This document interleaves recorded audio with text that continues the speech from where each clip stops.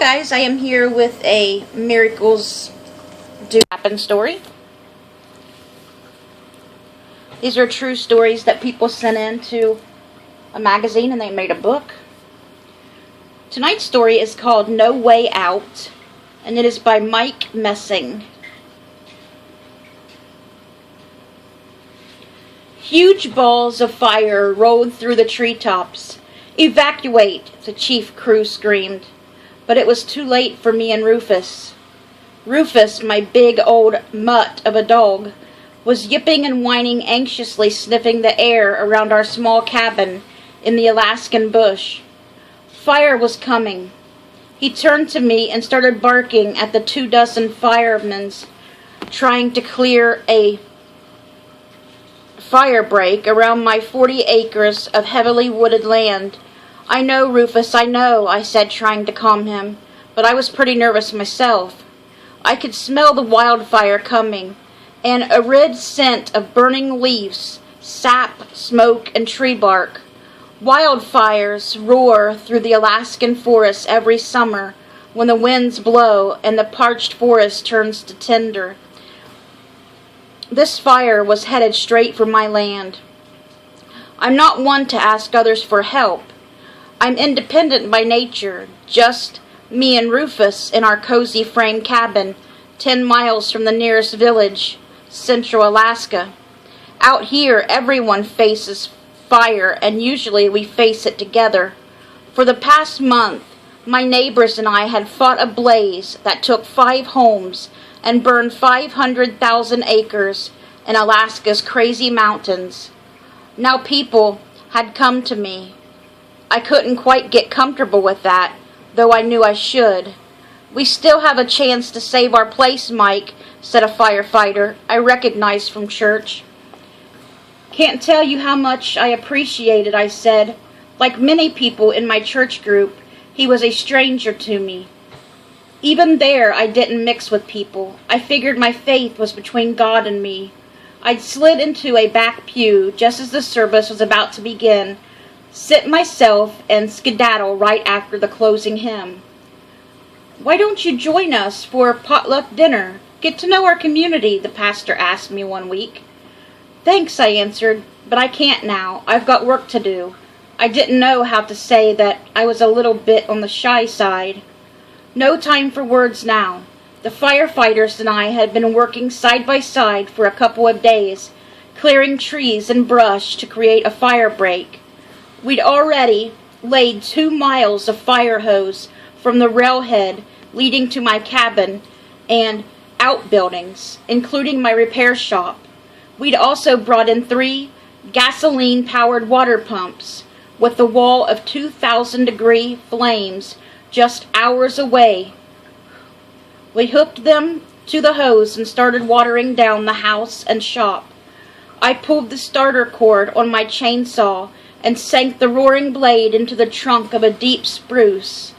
The men around me did the same, clearing a 30-foot path with chainsaws and axes.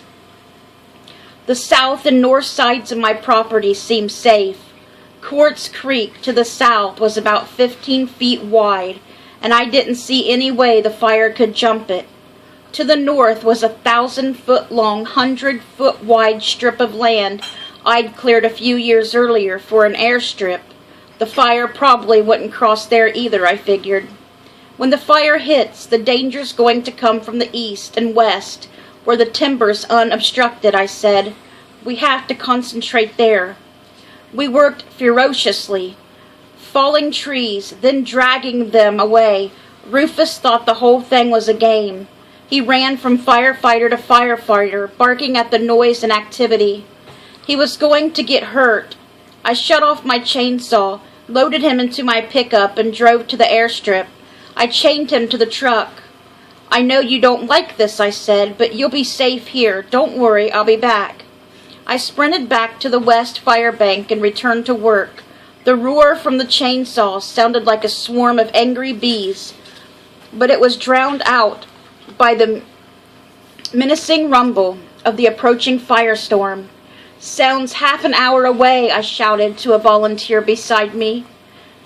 You could already feel the heat. The heat kept building faster than we anticipated. The sky changed color from sickly yellow to bruised red. Tinder fell like snowflakes. The smoke grew thicker, making it harder to see. The crew chief pointed to the south. "I see flames," he shouted. The fire had jumped Quartz Creek. It was on top of us. "We can't stop it," the crew leader shouted. "We have to evacuate now." "Not me," I yelled. "I'm going to fight for my home as long as I can. Keep wetting it down." My whole life, everything I lived for was in the land and cabin. Abandoning it would be like leaving my family, like leaving Rufus. "Don't wait too long," he warned. "The fire will surround you. Cut off all exits." "The fire won't jump the airstrip," I told him. "We can outrace it in the pickup." The firefighters drove off, and I was alone. I was used to that. The first shower of burning spruce needles fell on the cabin. 15 minutes. That's the most I have. I turned on the water pumps and trained the jets at the cabin and the outbuildings, praying that they'd keep pumping. I'd done all I could. I headed for the airstrip. Time to get Rufus and race out. Fire! Fire had leaped the airstrip like it wasn't even there. We were trapped, dodging flames. I ran to the truck. My hand burned when I touched it. The heat was so intense I thought my eyeballs would melt. I unchained Rufus. "Come on, boy, let's head to the cabin," I yelled. We sprinted back toward the house. Fire had blocked it off. My knees buckled. We were done for. Through a break in the smoke and flames, I spotted my repair shop. Stacked around it were sacks of concrete that would provide some insulation from the heat. Its dirt floor wouldn't burn. We made a dash for it. I poured the door open. Rufus and I practically dove inside. The roar of the fire literally shook the frame. I heard the water pump. It was still working, still wetting down the buildings. Curiosity got the best of me. I cracked open the door to peek outside. Big mistake. The surrounding trees burned like torches. Smoke and toxic fumes from a stack of chemically treated lumber rushed inside. A thick layer of smoke hung from the ceiling. The walls felt as hot as a radiator. Any minute now, the shop would burst into flames. A water bucket I'd filled earlier was on the floor. I doused a bandana and tied it over my nose and mouth. "If the windows blow," I said to Rufus, "we'll have to run for it." I went back to the door and listened. The pump was still working. Barely. If it fell, the building would dry in an instant and ignite. I had to keep it working. I reached for the doorknob. "Don't go out there," a voice said.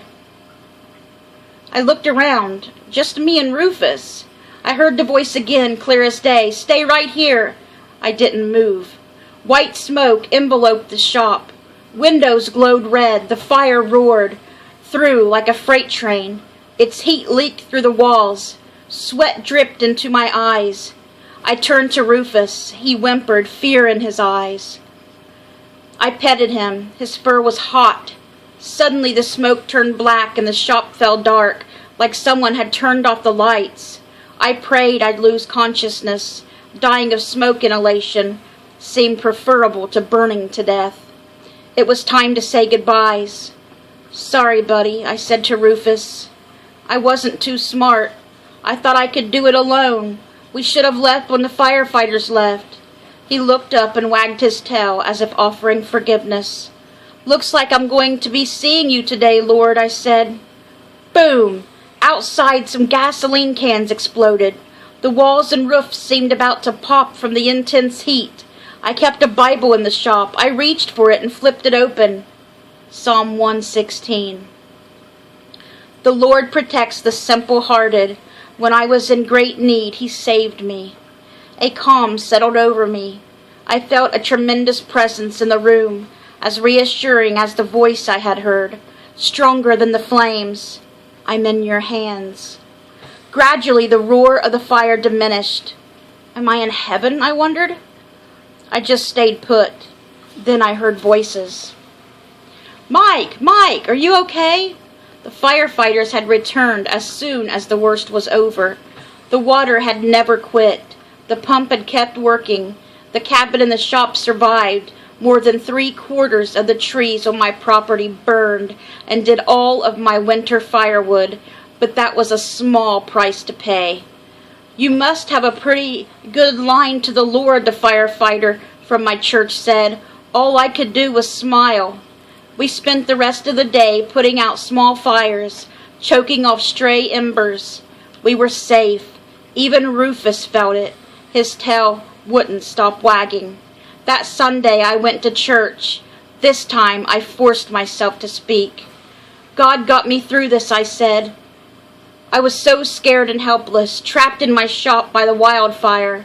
I stayed well after the service ended, hugging every person in the room. Yep, I still may be shy, but I am never alone. Amen.